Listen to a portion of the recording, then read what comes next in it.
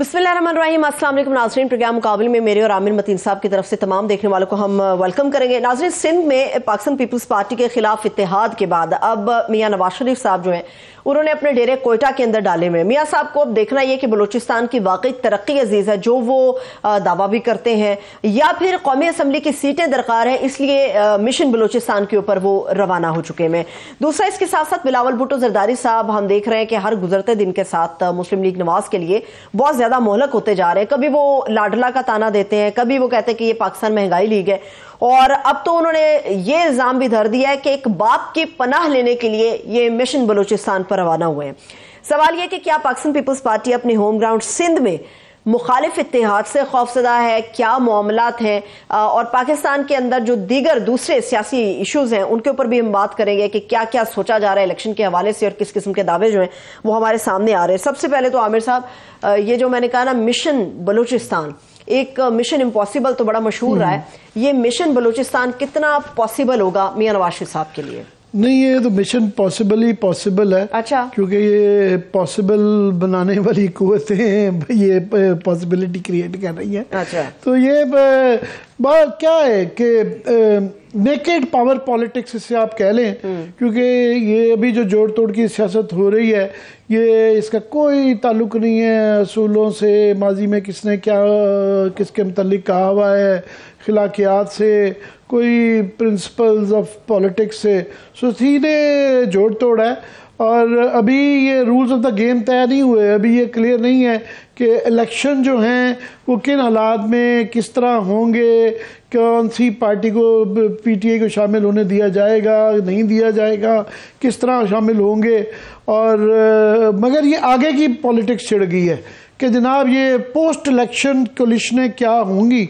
तो मैं समझता हूँ सिंध की जो पहले मीटिंग थी, उनकी जो अलाइंसेस हुए थे जेयूआई के साथ फॉर एग्जांपल, या एमक्यूएम के साथ, इवन जीटीए के साथ, वो अलामती था, वो एक दिखाने के लिए कि नवाज शरीफ साहब एसेंडेंस पे हैं, ऊपर आ रहे हैं, उभरते खिलाड़ी हैं, तो उसकी थी। अदरवाइज उसकी कोई इतनी इलेक्टोरल वैल्यू इसलिए नहीं है कि एमक्यूएम ने कोई उनके साथ जो है इलेक्टोरल अलायंस नहीं है, वो एक सीट एडजस्टमेंट भी कोई उसकी तुक समझ नहीं आती। एमक्यूएम कोई पंजाब में उनको वोट नहीं दिलवा सकती, और नून लीग का वोट कोई ऐसा वहां पे कराची में खास नहीं है जो एमक्यूएम को दिलवा सके। सो लिहाजा उसकी वैल्यू जो है ना वो पोस्ट इलेक्टोरल अलायंसेस के लिए हो सकती है, उसके अलावा नहीं है। यही हाल सूरत हाल जेयूआई की है। जेयूआई उनको सिंध में तो खास तौर पे क्या देना, और जेयूआई को पंजाब के अंदर वो बिल्कुल एडजस्ट नहीं कर सकते हैं, तो उसका भी यही है। जीडीए भी जो है अभी वो नहीं रही, क्योंकि जीडीए के कुछ लोग पहले ही वो टूट चुकी हुई है। जीडीए के कुछ लोग पीपल्स पार्टी में जा चुके हुए हैं, कुछ लोग इधर उधर हो गए हैं, तो जीडीए ये वो उसकी सिंबॉलिक वैल्यू थी जो सिंध के अंदर इत्तेहाद था। यहाँ जो है बलूचिस्तान क्योंकि बहरहाल एक पूरा सूबा है, और यहाँ पे जो लोग पहले ही एक तो इंडिपेंडेंटली जो गए हैं उसमें जाम कमाल फॉर एग्जांपल, उनके ख़ानदानी तौर पे वो उनके दादा वालिद साहब जो है वो नून लीग में रहे हुए हैं, तो वो एक्चुअली वो वाहिद हैं पूरी पाकिस्तान की हिस्ट्री में जिनके दादा भी गवर्नर रहे, फिर उनके वालिद चीफ मिनिस्टर रहे, फिर ये खुद चीफ मिनिस्टर रहे। पॉलिटिकल हिस्ट्री है पूरी। तो वो फिर वापस वो आप कह लेंगे वापस इसमें आ गए हैं, दरमियान में वो बाप पार्टी में भी गए, तो कुछ पीटीआई के, कुछ पीपल्स पार्टी के मिला के कुछ इंडिपेंडेंट लोग मिले हैं, और उनमें से चंद इलेक्टेबल्स भी हैं। मेरा ख्याल उनमें से कम से कम 1-2 नेशनल असम्बली की सीटें हैं। अच्छा। और 5-7 जो लोग हैं उनके प्रोविंशियल सीट्स के बड़े वो भारी भरकम इलेक्टेबल्स हैं। ठीक है। सो वो है। दूसरा, बाप के कुछ लोग तो इंडिपेंडेंटली ज्वाइन कर लिया है, मगर बाप पार्टी इटसेल्फ भी जो है वो भी उनको मिली है, मियां नवाज शरीफ साहब को, उनको बाकी पार्टियों के लोग भी मिले हैं। तो सिर्फ वो बाप के लिए नहीं था, पर बाप के हवाले से क्योंकि बहुत ज़्यादा एक कंट्रोवर्सी रही हुई है, सियासी शख्सियात नून लीग में शामिल हो गई हैं, जरा इसका तज्जिया कर दें जो मनगम साहब के। ये स्टेटमेंट्स तो दी जाती हैं, मगर जब उस वक्त लोगों की खलकत देख के पब्लिक मीटिंग के अंदर इस तरह की बात की जाती है ना, उस वक्त शेम करते तो बड़ा मज़ा आता है। मगर वो हमारे ज़माने, जो पुराने ज़माने थे, बड़े अच्छे थे अखबार के ज़माने, जिसमें अखबार में लोग इस तरह के बयान देते थे और उसके बाद वो लोग भूल जाते थे और वो कहते थे, वो मुकर जाते थे कि मैंने तो ये कहा ही नहीं है। टेलीविज़न एक बड़ी जालिम मीडियम है, इसके अंदर लोग बचा के रखते हैं और वो दिखाते हैं कि माजी में ये कहते रहे, और ये बड़ी सख्त अल्फाज थे कि बाप और माँ रातों रात बच्चा पैदा कर दिया, और तो बच्चे का कॉन्टेक्स्ट लोगों को भूल गया होगा कि नून लीग की बलूचिस्तान के अंदर गवर्नमेंट थी जाम कमाल की, तो वो गिरा के कुद्दूस बज़ंजो साहब को लाया गया था बतौर वज़ीर आला लाया गया था, वो जो रातों रात जो है, और कुद्दूस बज़ंजो साहब जो थे ही वाज अ नोबडी, उनका कोई ऐसे पॉलिटिकल क्रेडेंशियल्स नहीं थे, वो चंद 100 वोटों से जीते थे, और उस कॉन्स्टिट्यूंसी के अंदर कोई टोटल बहरहाल 4-5 हज़ार वोट पड़ा था, और चंद 100 वोटों से जीत के तो चीफ मिनिस्टर पाकिस्तान के रकबे के लिहाज से सबसे बड़े और सबसे ज़्यादा सेंसिटिव सूबे के चीफ मिनिस्टर बन गए। तो वो अभी फ़िलहाल बाय द वे कहीं भी नज़र नहीं आ रहे, ना वो बाप पार्टी की उसमें मीटिंग में नज़र आए, ना वो इंडिपेंडेंट में नज़र आए, तो वो जो पहले एक पास्ट नोबडी थे वो अभी भी दोबारा नोबडी बन गए हैं। सही है, तो समबडी से बैक टू नोबडी। लेकिन आमिर साहब वो कहना तो नहीं चाहिए, थोड़ा सा आ जाता है दूसरे मामलात के अंदर, लेकिन लोग इस चीज के ऊपर भी बड़ा मजाक बना रहे हैं, बड़े मीम्स बन रहे हैं इस चीज को लेके कि पता नहीं कौन किसे गोद में ले रहा है, बाप ले रही है इन सियासी जमातों को अपनी गोद में, या ये बच्चे हैं जो बाप को अपनी गोद ले रहे हैं। ये कैसा अजीबोगरीब सा बाप है जिसको हर कोई गोद में ले लेता है अपनी। ये बाप पार्टी का बस यही सिलसिला एक रहा है, मगर ये नून लीग का देखे ना, कल हम इस पे बड़ी हमने तफसीलन बात की कि ये लाडला कहलाने पे एक तरफ से फिक्रमंद भी हैं और लाडला होने की एडवांटेज भी ले रहे हैं। ये लाडला होने की वजह से ये चीज़ें कह रही है ना, तो आज तो वो ताज आरड़ साहब ने तो खुल के कह दिया, उन्होंने कहा जी कि हमारी बातचीत हो चुकी हुई है, तो वज़ीर आज़म जो है ना रायविंड का होगा। तो वो खुल के, अब बातचीत कहाँ हुई है, किसने की है, किसने ये बताया है? भुट्टो ज़रदारी जो इल्जाम लगाते हैं कि बंद कमरों के अंदर नताइज बन रहे हैं, वो फिर इल्जाम वो कर रहे हैं। जब वो कह रहे हैं जी हमारी बात हो गई है, वज़ीर आज़म जो है ना वो नवाज शरीफ साहब ही बनेंगे, अब उसकी जो मर्जी जिस तरह मर्जी वो वजाहतें करते फिरें, मगर ये डिसाइड कर लें कि ये लाडले हैं और ये तासुर देना चाहते हैं कि इस असर को ज़ायल करना चाहते हैं, तो ये इनका एक कंफ्यूजन है। आमिर साहब, लाडले का टैग लगना और बलूचिस्तान से बाकायदा नवाज शरीफ साहब जब से पाकिस्तान आए पहली दफ़ा वो निकले हैं घर से सीधा बलूचिस्तान पहुंचे, तो ये तासुर बड़ा तकवीत पकड़ रहा है। भाई वो इनके लिए एक बड़ी कड़वी गोली है बाप से मिलना और बाप के लोगों को शामिल करना, क्योंकि आपको याद होगा कि संजरानी साहब के इलेक्शन के अंदर जी। तो इनके सारे लोग जो नून लीग के लोग थे सारों ने संजरानी साहब के लिए वोट डाला था, और उस वक्त इनको बहुत ज़्यादा तकलीफ थी और बहुत गुस्सा था। ये नवाज शरीफ साहब जो का गुस्सा दिखा रही थी उस वक्त का है, सभी ने तकरीबन कहा है। ये ज़रा सुन लें जो ऐसे उनका भी सुनाते हैं, मगर मैं अपने जो हमारे मेहमान हैं उनका भी तारुफ करा दूं इस वक्त। बहुत शुक्रिया, सीनियर सियासतदान है मुस्तफ़ा नवाज खोखर साहब, उन्होंने में ज्वाइन किया। बहुत शुक्रिया खोखर साहब, थैंक्स सो मच आपके वक्त के लिए। और उनके हमरा जो सीनियर तजियाकार हैं शहजादा जुल्फिकार साहब, उन्होंने भी हमें ज्वाइन किया। आपके भी वक्त के लिए बेहद शुक्रिया। मेरा ख्याल है आमिर साहब। मुस्तफ़ा, बहुत बहुत शुक्रिया आपका हमें टाइम निकालने के लिए। आपकी इजाज़त से मैं शहजादा जुल्फिकार जो कि कोयटा में हैं और बड़ी गहरी निगाह रखते हैं, तो फिलहाल उनसे लेटेस्ट में इत्तला ले लूँ कि इस वक्त जो बाप के जो लोग जिन्होंने जुल्फिकार जो ज्वाइन किया है, एक तो बाप की मीटिंग बाप पार्टी से हुई है, बाकी पार्टियों से की जो माँ से भी हुई है, मगर काफ़ी सारे लोग जो बाप के और बाकी पार्टियों के जिन्होंने ज्वाइन किया है, वो पहले ये बाप के साथ जो बड़ा एक माजी के एक तल्ख किस्म के तल्लुकात रहे हुए, तल्ख बातें होती रही हैं, तो उनके लोगों को एक्सेप्ट करना और उनसे मीटिंग करने का वहाँ उसके मतलब क्या कहेंगे? देखिए, बात यह है कि एक तो डेमोक्रेसी को हमने बड़ा बदनाम कर दिया, दूसरा हम कहते हैं पॉलिटिक्स में जो ये सब कुछ जायज़ है, ये तमाम दरवाजे खुले रहते हैं नेगोशिएशन के, माफ़ कर देना, दरगुजर कर देना, और वैसे ही एक फिक्रा हमारे कान में गूंजता है कि बेस्ट रिवेंज है, democracy is the best revenge. तो ये तमाम चीज़ें जो हैं वो चलती रहती हैं। तो कल तक जो आप अभी क्लिप जितना सुना रहे थे, तो कल तक जब वो जो जिनका वो जिक्र कर रहे थे कि किसने उनको बनाई बाप पार्टी, वो और काफी दूर थे, आज दोबारा इकट्ठे हो गए, एक पेज पे हैं, तो कोई उसमें मसला नहीं है। मुझे परवेज रशीद साहब का वो फिक्रा भी मैं आपको सिर्फ आपके गोश गुजार और व्यूवर्स के कर दूं कि कल ज़ियाउल्लाह लांगो साहब जो बाप पार्टी में हैं अभी तक, उन्होंने कहा कि जी ये बिल्कुल हम इनको भी दावत देते हैं। तो परवेज रशीद साहब ने कहा कि नहीं जी, इनको मैं दावत देता हूं कि बाप में रहे हैं, लेकिन मुस्लिम लीग माँ की तरह होती है, माँ की तरफ आ जाएं, माँ का भी देख लें, उसका भी प्यार देख लें, शफकत देख लें। तो ये चीजें सारी चलती रहती हैं और वो दरगुजर करने वाली सियासत और अपने अपने इंटरेस्ट को देखा जाता है। आज जितने क्लिप आप उनको सुना दें बाप की तरफ से, आप जो उनके हार्श बयानात होंगे या उनके होंगे, वो सब वो कहेंगे कि नहीं जी हम सब रिस्पेक्टेबल है। अब तो एक टॉक शो में एक बाप के एक बंदे ने जो आज ज्वाइन कर लिया, उसने मियां नवाज शरीफ साहब को कहा सुप्रीम कमांडर हैं वो। तो बस अभी इस तरह की चीजें जब होती हैं तो फिर तब चीजें चल जाती हैं।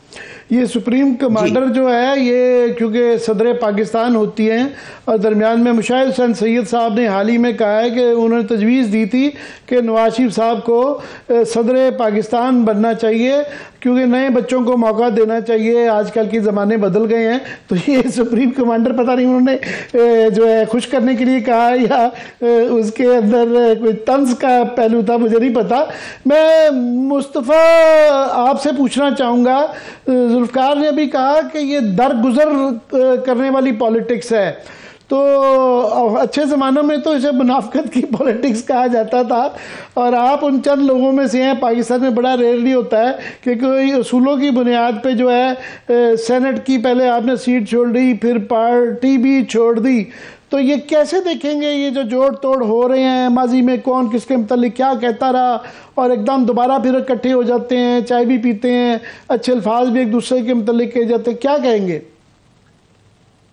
आमिर भाई शुक्रिया।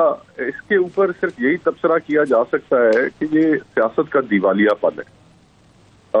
आपको याद होगा, मैं आपको अर्ज करता चलूं कि पीपल्स पार्टी से भी जो मेरी इख्तलाफात की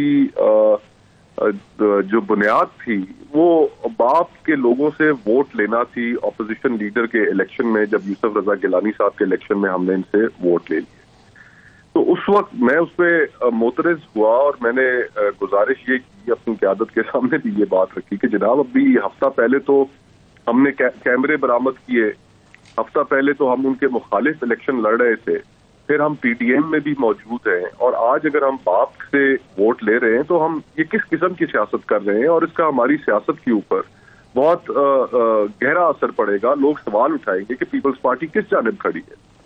लेकिन आज उस वक्त जो नून लीग कहती थी और जो नून लीग के बयानात और कुछ क्लिप्स आपने सुनाए जी, आज वो भी किसी चीज की परवाह किए बगैर वहां पर पहुंच चुके हैं और अब उनसे मुस्तफीद हो रहे हैं।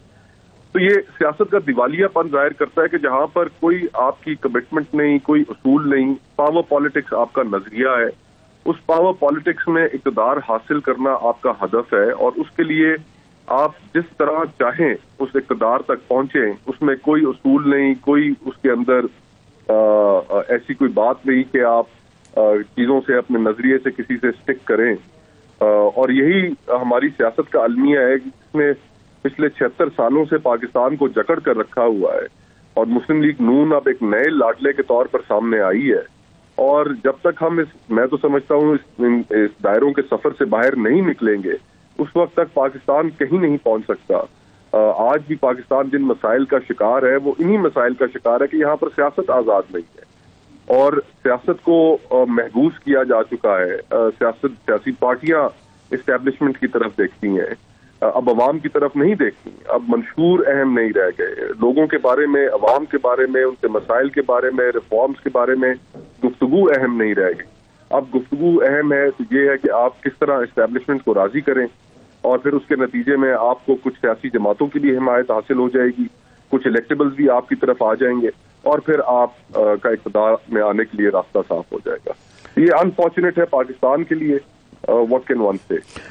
मुस्तफ़ा, एक बड़ी बहस चल रही है कि ये जिस तरह आपने कहा कि लाडले का एक तरीकाकार रहा है कि 35 साल से ये विश्व सर्कल चल रहा है कि जो लाडला कहलाता है फिर लोग ऑटोमेटिकली उसको हुकूमत मिल जाती है, वोटर भी वोट दे देते हैं, पार्टियां भी ज्वाइन कर लेती हैं। मगर एक ये बहस चल रही है कि मुस्लिम लीग के अंदर से कुछ लोगों को बड़ी तशवीश है कि इस दफ़ा शायद लाडला होना मुश्किल का बास हो, शायद लोगों को शऊर ज़्यादा आ गया है, शायद हो सकता है लाडला होने से ख़ास तौर पर पंजाब में और लाहौर में नून के अपने हल्के हैं जो ये तासुर को ज़ाहिर करने की कोशिश कर रहे हैं। क्या कहेंगे आप? देखिए, मेरे ख्याल में तो पाकिस्तान की आवाम ने कभी भी इस तरह की सियासत को पसंद नहीं किया, चाहे वो मोहतरमा फातिमा जिन्ना का वक्त हो कि जिसमें वो एक डिक्टेटर के खिलाफ इलेक्शन में खड़ी हो गई। उस वक्त भी लोगों की जो कसीर तादाद थी वो उन्हीं के साथ थी। फिर आप 70s की एरा देख लें, भुट्टो साहब की जो सियासत रही, फिर उनके साथ जो अलमनाक अंजाम हुआ, जो शहीद बीबी की 80 की दहाई की सियासत रही। तो पाकिस्तान के अवाम में तो ये शऊर और ये क्लैरिटी पहले से मौजूद थी कि ये सियासत ठीक नहीं है, ये तर्ज अमल, पावर पॉलिटिक्स, हमारे मसाइल का हल इसके जरिए मुमकिन नहीं है। लेकिन उनकी जो कसीर तादाद की जो सोच है उसको हमेशा सबवर्ट किया जाता रहा। और अब भी जो आने वाला इलेक्शन है, अगर मुस्लिम लीग नून इस तासुर के साथ, जो कि अब काफी हद तक मुस्तहकम हो चुका है लाडलापन का, उसके साथ अगर मैदान में उतरेगी तो उसको अवाम की तरफ से पजीराई नहीं मिलेगी।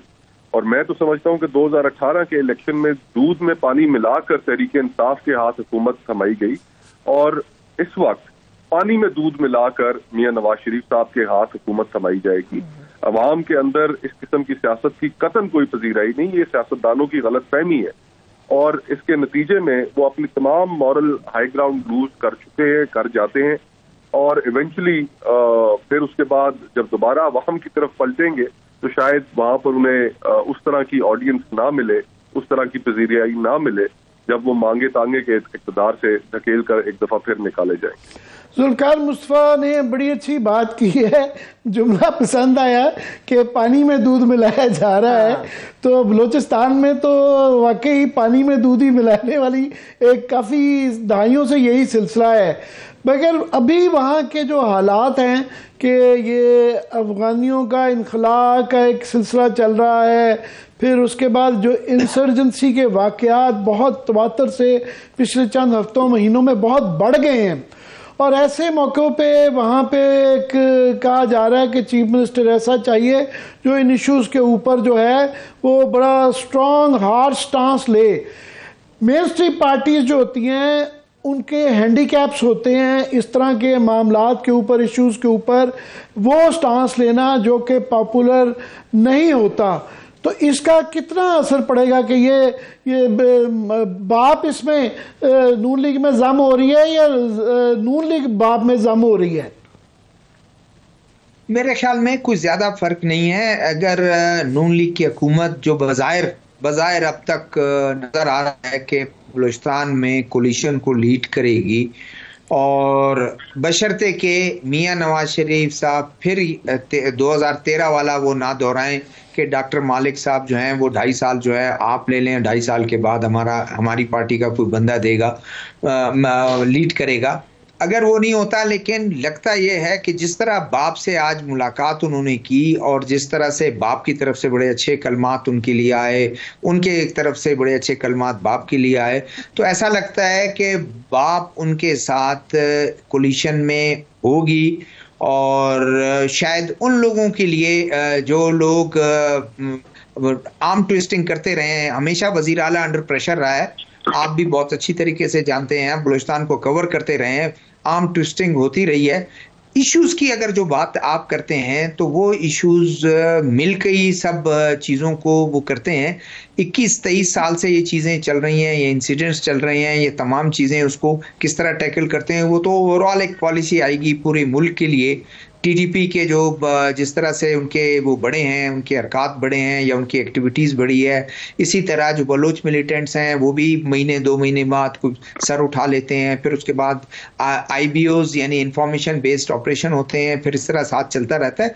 लेकिन जो मैं एक और बात इसको ऐड करना चाह रहा हूँ कि तमाम चीज़ें दूध में पानी मिलाया जाता रहा है और इस तरह से ये चीज़ें चलती रही। देखिए, जिस दिन अवाम ये जो मैं कहता हूँ ना, कहते हैं अवाम भी तो ये है कि हल्के में उन्हीं को वोट करेंगे कि जिनको उनको आसरा होगा कि बच्चे को नौकरी मिल जाएगी, हमारे हल्के में रोड पक्का हो जाएगा। और ये जिस दिन अवाम ने इस वाकई नापसंद किया उस दिन सड़कों पे होंगे और उस पे फिर किसी का बस नहीं है कि उनको रोके या कोई उनको वो कोई फोर्स इस्तेमाल आप कर लें, वो लोग जैम कर देंगे तमाम सिस्टम को।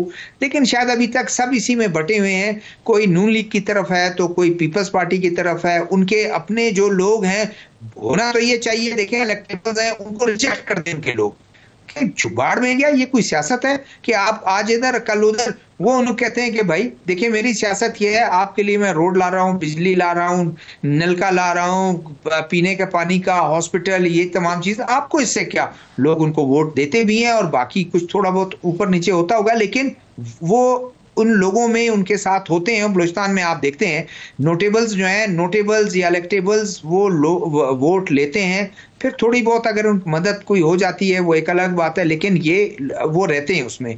तो ये चीजें। और एक बात मैं बिल्कुल उस पर आखिरी ऐड कर दूं, चैलेंज बहुत बड़ा होगा आने वाली हुकूमत बलूचिस्तान के लिए, बहुत बड़ा चैलेंज होगा, क्योंकि पिछली हुकूमत जो गई है, जो मीर कुद्दूस बिजंजो साहब की, और जिसमें बड़ा शेर था, सादिक संजरानी साहब का बड़ा शेर था उसमें, वो उसके लिए बहुत बड़ा चैलेंज अभी आने वाले के लिए होगा कि एमपीए स्कीम्स को उसी तरह छोड़ देंगे कि सब में बांट दिया जाए, सबको जो है वो अरबों रुपए जो है, 2 अरब रुपए एक एमपीए को मिलता है सालाना, 10 अरब रुपए मिलते हैं, और उसमें से वो अभी बहुत ही वाजे हैं कि कितने परसेंट कमीशन उनको मिलता है, 20%, कोई 15% का कहता है, कोई 20%, तो उसका हिसाब लगा ले। इसी तरह नौकरियां बिकती रहीं, इसी तरह जो है वो गवर्नेंस के इश्यूज जो हैं, और उसी वजह से ओवरऑल ये तमाम चीजें हैं कि आपके इंसर्जेंट्स जो हैं वो इस तरह वो करते हैं, या टीटीपी का वो है, दूसरे तवज्जो दे नहीं देते हैं। नौजवान कहाँ जाएं? नौजवान इसी तरह के भटकते रहते हैं। तो ये बहुत बड़ा चैलेंज आने वाली हुकूमत के लिए होगा कि वो करप्शन को किस तरह कंट्रोल खत्म ना करे, कम किस तरह करे, गवर्नेंस को किस तरह बेहतर बनाए, एमपीए स्कीम को रिवाइज करे, कलेक्टिव स्कीम के लिए रखे, कुछ पैसे अल्हम्दुलिल्लाह बलूचिस्तान को ये एजाज़ हासिल है कि असलम रईसानी मॉडल भी एक मौजूद रहा है, जिनमें उन्होंने तमाम ही असम्बली को, सबको ही कैबिनेट में शामिल कर लिया। तो हमारे यहाँ बड़ी बड़ी आला किस्म की बलूचिस्तान में मिसालें पाई जाती हैं। मुस्ता, मैं आपसे ये पूछना चाहूँगा, ये जो भी मंजरकशी की है शहजादा जुल्फ़िकार साहब ने, कि आप लोगों ने एक कोशिश की कि कुछ असूलों पे, ये जो पैट्रनेज बेस्ड सियासत है कि जो कानून साज हैं वो कानून बनाने, पब्लिक वेलफेयर के लिए कानून साजी की बजाय बल्दियात के नाला और पानी और इन चीज़ों में घुसा दिए जाते हैं। तो ये वो आपने बड़ी एक उम्मीद की किरण दिलवाई थी कि शायद पॉलिटिक्स को उस तरफ मोड़ें। तो वो क्या ये जिस तरह जोड़ तोड़ दोबारा उस तरफ हो रहे हैं, वो आइडिया जो आप जो फ्लोट कर रहे थे वो दम तोड़ चुका है? देखिए, आइडिया तो कभी भी दम नहीं तोड़ेगा। हम उस आइडिया को अगर बात कर रहे हैं तो कल को और लोग बात करेंगे। ये लोग महसूस कर रहे हैं इस चीज को कि पाकिस्तान के मसाइल का हल इस किस्म की सियासत में मौजूद नहीं है। आपने तो आमिर भाई 70s की सियासत को विटनेस किया हुआ है, मैंने नहीं किया हुआ, मेरी उम्र कम है, लेकिन हमने जो तारीख की किताबों में देखा है कि उस वक्त हमारी सोसाइटी आइडियोलॉजिकल ग्राउंड्स पे और हमारी जो सियासत थी वो उस बुनियाद पे चल रही थी। 85 के नॉन पार्टी बेस्ड जब इलेक्शंस आए उसके बाद से ये सिलसिला चल पड़ा कि जिसमें आप एमएनएज को तरक्याती फंड भी देते थे, डिक्टेटरशिप की मजबूरी थी कि उनको ये फंड्स दे के उनको अपने साथ रखे, और बाद में ये सियासी हुकूमतों ने भी ये अपना सिलसिला जारी रखा तरक्याती स्कीमों का। फिर नतीजतन उसका ये हुआ कि वो लोग एट बेस्ट जो लोकल गवर्नमेंट के अंदर मेयर होने चाहिए थे या नाजिम होने चाहिए थे, वो आपके असेंबलियों के अंदर पहुंचना शुरू हुए, और जो प्राइमरी पर्पस था आपकी असेंबलीज का कि लेजिस्लेशन, वो डिफीट हो गया। अब वहां पर लोग जाते ही सिर्फ इसलिए हैं कि यार हम अपने हल्के के लिए वहां से कुछ फंड्स लेंगे और फंड्स लेकर वो खर्च करेंगे। ये उनका काम नहीं है, ये हम सब जानते हैं। और फिर इसमें अहम बात ये भी है कि जिस तरह अभी शहजादा साहब ने बताया कि जितने खतीर रकूम NFC के बाद सूबों को अवेलेबल होती हैं और वो जिस तरीके से डिस्ट्रीब्यूट की जाती हैं, कोई अकाउंटेबिलिटी नहीं है। और फिर घूम के हम वापस उसी जगह पर पहुंच जाते हैं कि जब आप गुड बुक्स में होंगे तो आपकी कोई अकाउंटेबिलिटी नहीं होगी, बेशक आप अरबों के जो फंड्स हैं उनको इधर से उधर कर दें, लेकिन अगर आप गुड बुक्स में नहीं है तो एक नुक्ता भी इधर से उधर हुआ नहीं तो आपको मुजरिम बना के कौम के सामने पेश कर दिया जाएगा। तो और frankly establishment has had a free run in Balochistan for many decades now. तो क्या आपको वहां पर क्या नतीजा उसका मिला? कोई आपको वहां पर लोगों की महरूमियां कम होती हुई नजर आई? वो नौजवान जो आज इस सियासत से मायूस होकर दूर जा चुका है, क्या आपको वो नौजवान उसके अंदर कोई उम्मीद नजर आती है? तो हमें अल्टीमेटली अगर 76 साल हो चुके हैं, अगर हमने इस मुल्क को सॉर्ट आउट करना है तो सबसे पहली जो चीज हमें सॉर्ट आउट करनी पड़ेगी वो ये है कि आखिर हुकूमत चलाना किसका काम है और क्या फ्री एंड फेयर इलेक्शन इस मुल्क के अंदर हो भी पाएंगे या नहीं हो पाएंगे। पहले हम अपनी इसी सियासत की वजह से, इसी तर्ज अमल की वजह से इन 76 सालों में हम अब बरे आजम एशिया की रेस से बाहर हुए, फिर उसके बाद हम रीजन की रेस से भी अब बाहर हो चुके हैं। तो एक कॉस्ट बेनिफिट एनालिसिस होता है, आज हमें वो करने की जरूरत है कि यार इन 76 सालों में जो कुछ हम करते रहे उसका नतीजा क्या निकला। अगर तो अच्छा नतीजा निकला तो आप इस सियासत को भले जारी रखें, पावर पॉलिटिक्स जारी रखें, कंट्रोल ये बाकी रहे, आप लोगों को हुकूमत दें फिर उससे निकालें, जारी रखेंगे। लेकिन अगर उसका कोई फायदा नहीं निकला तो कॉमन सेंस तो यही डिक्टेट करती है कि फिर आप ये रविश छोड़ें और एक दफा इस मुल्क के अंदर हमने सब एक्सपेरिमेंट्स कर लिए, ये एक्सपेरिमेंट भी करें कि लोग जो हैं वो जिसको चुनना चाहते हैं उनको फ्री एंड फेयर तरीके से अपना राइट एक्सरसाइज करने दें। यही हमारे मसाइल का हल है। और ये जो हम समझते हैं कि एक रात में या एक महीने में या एक साल में मसाइल हल हो जाएंगे, अब फ्रैंकली हम पाकिस्तान को इस नहज पे ले आए हैं कि हमें 10 सालों की पॉलिटिकल स्टेबिलिटी चाहिए, तब जाके पाकिस्तान वापस ट्रैक पे आएगा। और उस पॉलिटिकल स्टेबिलिटी को लाने के लिए जरूरी है कि फ्री एंड फेयर इलेक्शंस हो, सियासत के अंदर लोगों की मंशा के अंदर कोई उसके ऊपर कोई मिलावट ना हो, उनको फ्रीली ये राइट एक्सरसाइज करने दिया जाए, तब जाके मुल्क संवरेगा। ये इस तरह नहीं संवर पाएगा। ये मुस्तफा मैं वक्फे के बाद आप दोनों से दोबारा इस पे बात करेंगे। मैं पार्टिंग कमेंट्स देना चाहूँगा सिर्फ जो आपने ये बात जो पूरा एक दाइयों का 70 से ऑनवर्ड और पाकिस्तान की सियासत पे ऊपर जो ओवरऑल एक एनालिसिस दिया है, पर अनफॉर्चुनेटली हमारा 1 स्टेप फॉरवर्ड 2 स्टेप्स बैकवर्ड वाली रही कि जब भी उम्मीद बनती है कि अभी ये प्रोसेस चल पड़ा है कि वक्त का मरहम जो ये सोचा गया था कि आहिस्ता आहिस्ता चीज़ें ठीक हो जाएंगी, बजाय कि चीज़ें ठीक हों या कम से कम वैसी ही रहें। यहाँ तशवीश ये है कि चीज़ें आगे से बहुत ज़्यादा बुरी होनी शुरू हो गई हैं। तो बात करेंगे इसके बाद ये आज की पॉलिटिक्स की भी, ओवरऑल के फ्यूचर की पॉलिटिक्स भी किधर जा रही है, क्या अच्छे बुरे ट्रेंड्स हो रहे हैं इस वक्फे के बाद। जी बिल्कुल, अभी ब्रेक ले लेते हैं। हमारे दोनों मेहमान हमारे साथ मौजूद रहेंगे, मगर जो मुस्तकबिल की सियासत के हवाले से आबिर साहब ने बात की है, पाकिस्तान के अंदर जो इलेक्शन होगा वही मुस्तकबिल के तमाम सियासी सूरत हाल को मुतय्यन भी करेगा। एक तरफ इलेक्शन का बिगल है, तारीख भी हमारे सामने है, सियासी इत्तेहाद भी हो रहे हैं, मगर दूसरी तरफ नून लीग के अता तारड़ साहब कहते हैं हमारी बात हो चुकी है, वजीर आजम रायबंद से होगा। ब्रेक से वापस आके पाकिस्तान की इस सियासत के भी एक चेहरे को आप लोग के सामने रखेंगे। हमारे साथ रहिए।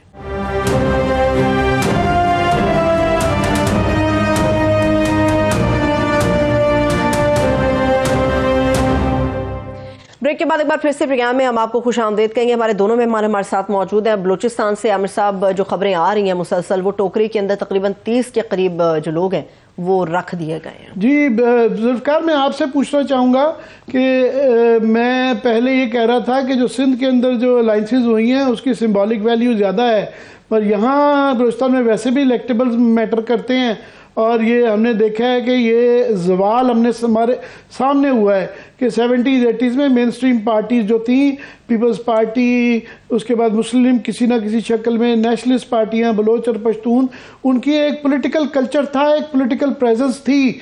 तो ये अब बिल्कुल ही हम टोटली इलेक्टेबल्स की तरफ जा रहे हैं कि जिसके अंदर बाय डिज़ाइन वो सारा पॉलिटिकल कल्चर किया गया।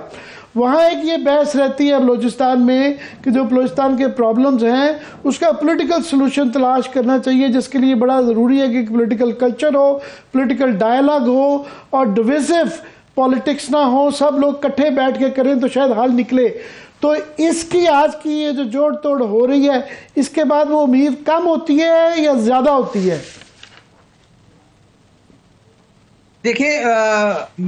देखें पॉलिटिक्स में अब पिछले 2013 में जिन कौम परस्त जमातों को अच्छी खासी सीटें मिली थी अपने हिसाब से, तो उनके लिए ये बड़े फेयर इलेक्शन थे। JUI के लिए जो उनका हिस्सा मिला फेयर इलेक्शन थे। कम आए तो उन्होंने कहा बहुत ही सही नहीं है, धांधली बड़ी हुई है।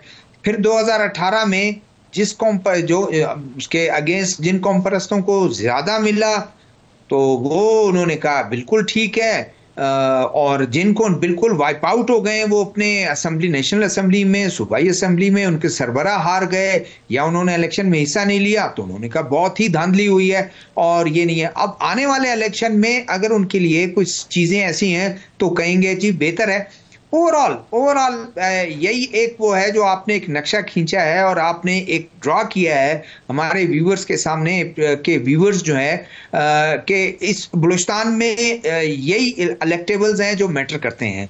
और अगर ये IJI के दौर से ही शुरू है 90, उसके बाद मुस्लिम लीग और फिर उसके बाद जनाब नून है, फिर काफ है, या सिर्फ मुस्लिम लीग और उसके बाद फिर काफ है, फिर जनरल मुशर्रफ के साथ, फिर यही काफ 22 लोगों के साथ इलेक्ट होते हैं और पीपल्स पार्टी सिर्फ 7 सीटें लेती हैं।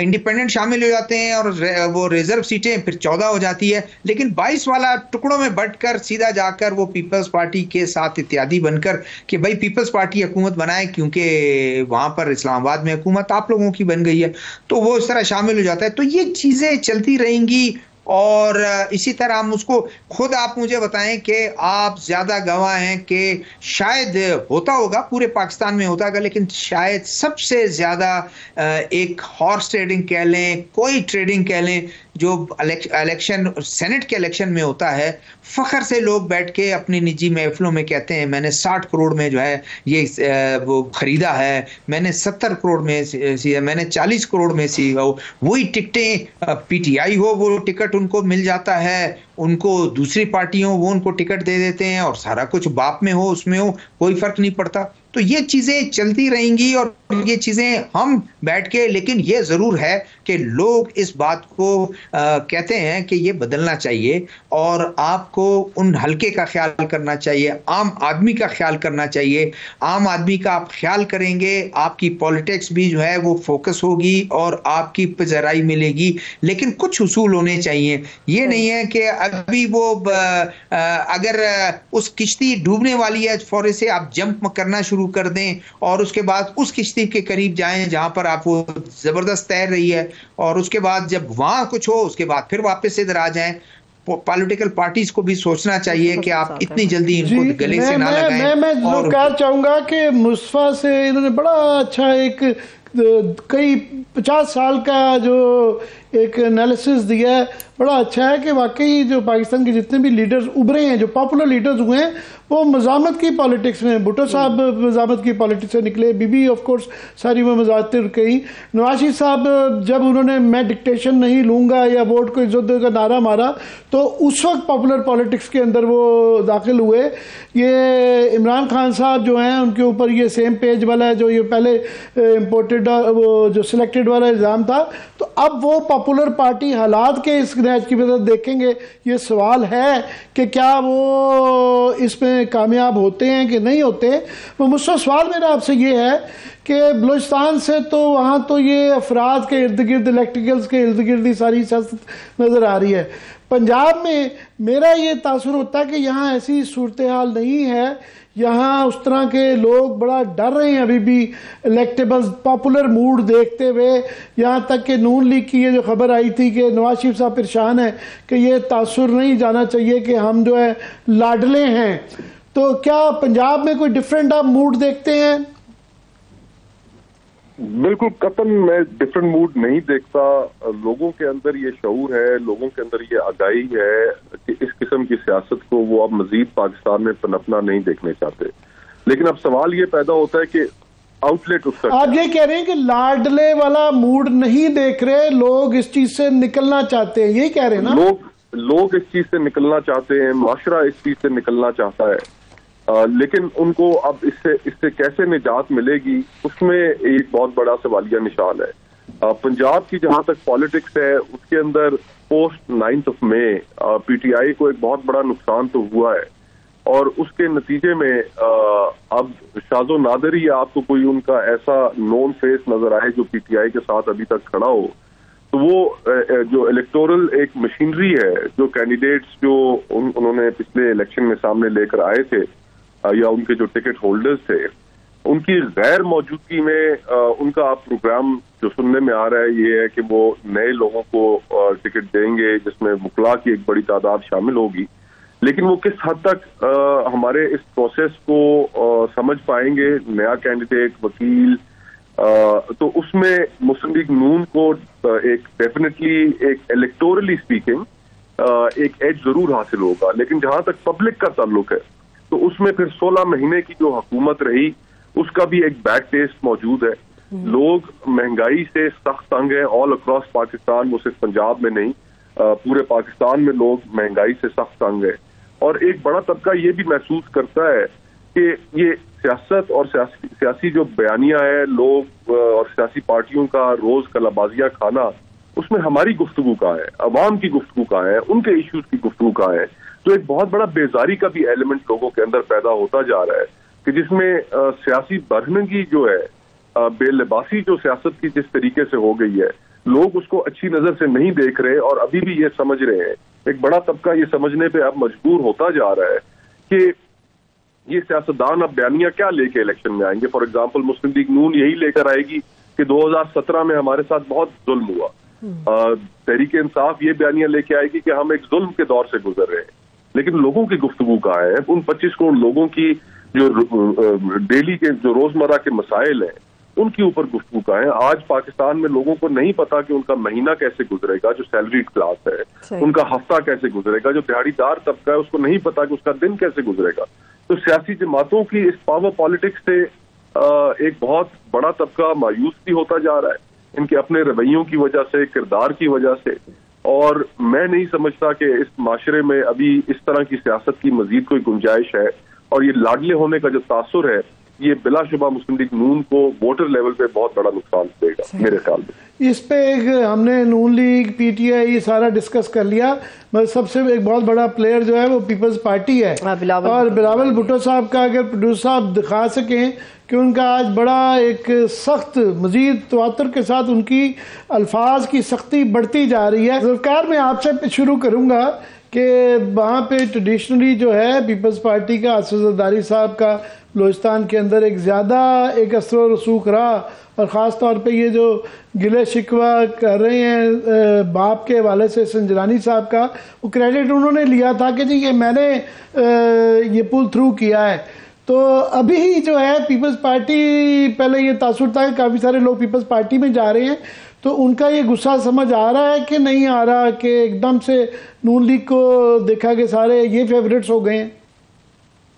जी बिल्कुल, गुस्सा उनका यही है। देखें, यही बाप के लोग अगर आज मुतरज़ हैं, तो बाप के लोग तो 3 साबिक मिनिस्टर्स और 3 सिटिंग एमपीए, सलीम खोसो, आरिफ जान मोहम्मद हसनी और ज़हूर बुलेदी, ये तो गए जाकर शामिल हुए, और उनके साथ बहुत बेशुमार दूसरे लोग गए जाकर उन शामिल हुए।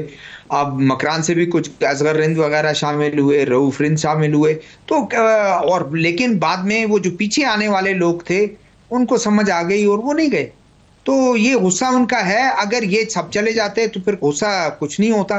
तो ये जरा पॉलिटिक्स ये है कि पीपल्स पार्टी, अब ये पीपल्स पार्टी वैसे ये एक्सपेक्ट कर रही थी कि इस दफा जो इलेक्शन होंगे 2023 में, अब 24 में चले गए हैं, और उस इलेक्शन में उनको कोई इतनी सीट्स निकाल जाएंगी इन्हीं इलेक्टेबल्स के इसलिए इन्हीं के मैं जोर दे रहा हूं कि इन्हीं इलेक्टेबल्स के जोर पर वो निकाल जाएंगे और वो लीड करेंगे हुकूमत को, लेकिन ऐसा नहीं हुआ। तो अब उन्होंने अपना 30 का एक योम तासीस भी रख ली है, और जिस तरह मिशन उन्होंने कहा, मियाँ साहब आ गए हैं, अभी 16 दिन बाद वो इधर आएंगे और KPK जा रहे हैं, वहां का दौरा कर रहे हैं बिलावल भुट्टो साहब।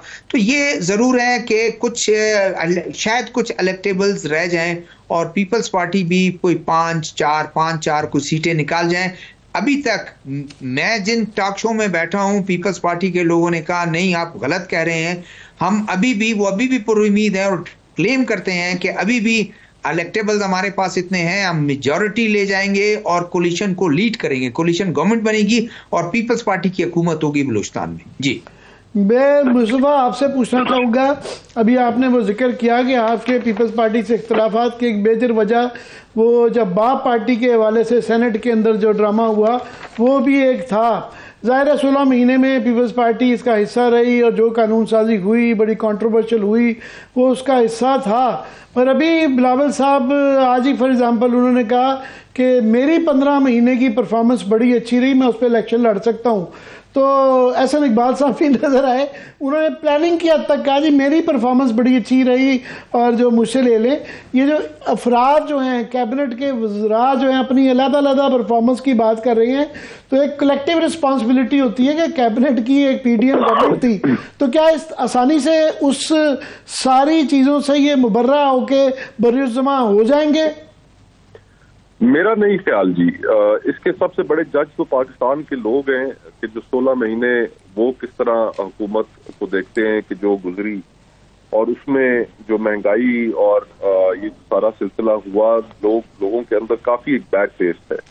और जहां तक ये लोगों का शामिल होना मुख्तलिफ सियासी जमातों में, बलोचिस्तान से हो या जनूबी पंजाब से, थोड़ी सी मैं इसके अंदर ऐड ये करना चाहूंगा कि मैं इस लफ्ज शामिल होने पे मोतरज़ हूँ।